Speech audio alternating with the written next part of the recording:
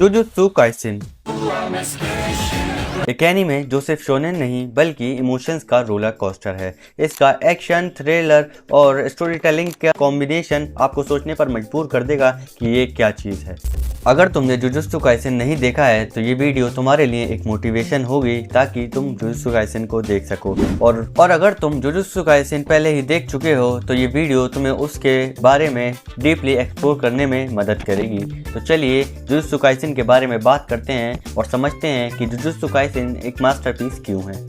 All my fellas, all my fellas, all my fellas, all my fellas. Jujutsu Kaisen की दुनिया और क्या चीज़ है जो इसको अलग बनाता है रियल लाइफ से। एक दुनिया जिसमें सिर्फ स्ट्रॉन्ग लोग सरवाइव कर सकते हैं। इस एनीमे का बेस तो बहुत ही सिंपल है और जैसे जैसे आप इस एनीमे को देखते जाओगे आपको समझ आएगा ये एनीमे सिर्फ अच्छाई या बुराई के ऊपर नहीं बल्कि जिंदगी और मौत के बीच में एक खिंची लाइन के ऊपर है।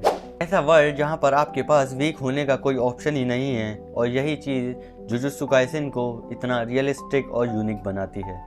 जुजुत्सु काइसेन का पावर सिस्टम ऐसा बनाया गया है कि कोई भी हर बैटल को जीत नहीं सकता। एक एनीमे जिसमें सिर्फ प्रोटोगोनिस्ट ओवर पावर्स नहीं है, जेजेके ने इस रूल को तोड़ दिया है। हर कैरेक्टर के पास यूनिक एबिलिटीज तो हैं, लेकिन हर फाइट अनप्रिडिक्टेबल है।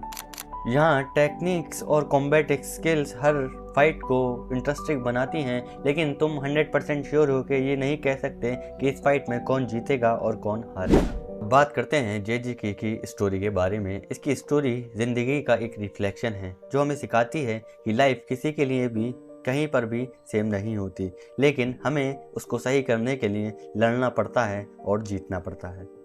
जुजुत्सु काइसेन का कोर मैसेज एकदम सिंपल है जो कि हमें सिखाता है कि लाइफ कभी भी प्रेडिक्टेबल नहीं होती और कभी कभी तुम्हें बिना किसी वजह भी हार्डशिप्स का सामना करना पड़ता है अपनी ज़िंदगी में। यह एनीमे हमें बताता है कि हर डिसीजन की एक वैल्यू होती है और कभी कभी हमारे बेस्ट एफर्ट्स भी इनफ नहीं होते। Every battle has a consequences. जेजेके की हर फाइट में हमें इम्पैक्ट फील होता है और कोई भी फाइट रैंडमली नहीं होती है। हर फाइट स्टोरी को आगे बढ़ाती है और हर हार जीत हमें उतना ही इमोशनल वेटेज शो करती है जितना एक परफेक्ट एनीमे में करना चाहिए। और यही बात जुजुत्सु काइसेन को यूनिक बनाती है कि तुम सिर्फ इसकी फाइट्स को देख के एंजॉय नहीं करते बल्कि इसके कैरेक्टर्स के पेन और ग्रोथ को फील करते हो। अब हम बात करेंगे इस एनीमे के कैरेक्टर्स के बारे में जिनकी अलग अलग कहानियाँ हैं। यूजी इतादोरी, जिसके स्ट्रगल से हर कोई रिलेट कर सकता है।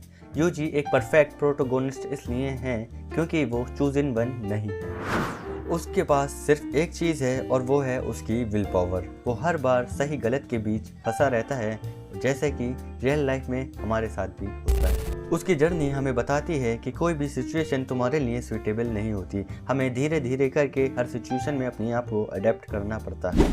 Gojo Satoru, the honoured one. Gojo Satoru के बारे में आपने कभी ना कभी ज़रूर सुना होगा। इंडिया में लोगों ने गोजो सातोरू को बहुत ही ओवररेटेड कैरेक्टर्स में से एक बना दिया है। लोग सिर्फ उसके डायलॉग्स को कॉपी करके बोलते रहते हैं, जबकि उसकी और भी टीचिंग्स हैं जो हमें बहुत कुछ सिखाती हैं। लोगों ने उसको एक ऐसा कैरेक्टर बना दिया है जो सिर्फ लोगों को लगता है कि वो एक बहुत ही एटीट्यूड वाला कैरेक्टर है, बल्कि हम ये भूल जाते हैं कि गोजो सातोरू एक बहुत ही अच्छा टीचर है और उसके साथ साथ बहुत ही एक अच्छा इंसान है। गोजो सातोरू हमें सिखाता है कि पावर का असली मतलब सिर्फ ये नहीं कि तुम हमेशा जीतोगे, बल्कि गोजो सातोरू एक बहुत ही ओवर पावर्ड कैरेक्टर है ही नहीं बल्कि एक वॉकिंग फिलॉसफी है।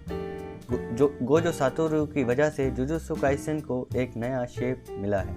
गोजो सातोरू की सोच, उसकी स्ट्रेटेजीज और उसका इम्पैक्ट जुजुत्सु काइसेन को एक अलग ही शेप देता है। गोजो सातोरू का कॉन्फिडेंस और स्वैग एक साइड है, लेकिन उसके डिसीजंस हमें ये सोचने पर मजबूर करते हैं कि पावर का असली मतलब क्या होता है। और जुजुत्सु काइसेन के विलन्स भी हीरोज से कम नहीं हैं, बल्कि एक रियलिटी बेस्ड मोटिवेशन है। जेजेके के विलन्स बैड गाइज नहीं हैं बल्कि एक आइडियोलॉजी है और एक सोच है जो कि कभी कभी एक थ्योरी लगते हैं। इसका कोई भी villain evil for the sake of evil नहीं है, और इसी वजह से जेजेके की सारी बैटल्स सिर्फ फाइट नहीं बल्कि क्लैश ऑफ आइडियोलॉजीज होती हैं।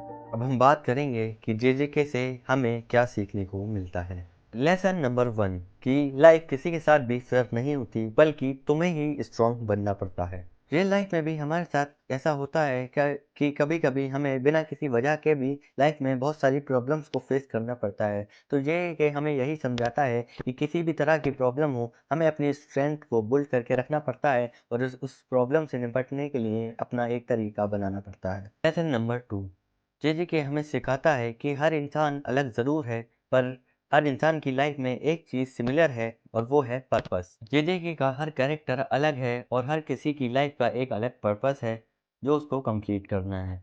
और इसी तरह सेम रियल लाइफ में भी होता है, हम लोग अपने पर्पसेस और रिस्पॉन्सिबिलिटीज़ को लेके जीते हैं जिसको हमें पूरा करना है और जिसको पूरा करने के लिए हम जीते हैं।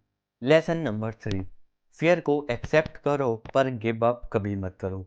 जो लोग ताकतवर होते हैं उनको भी डर ज़रूर लगता है, पर फ़र्क सिर्फ इतना होता है कि वो अपनी लाइफ को फ़ियर के साथ अटैच कर लेते हैं और अपनी लाइफ में आगे बढ़ने का डिसीज़न को चूज़ करते हैं। अब बात करते हैं कि हमें जेजेके क्यों देखना चाहिए।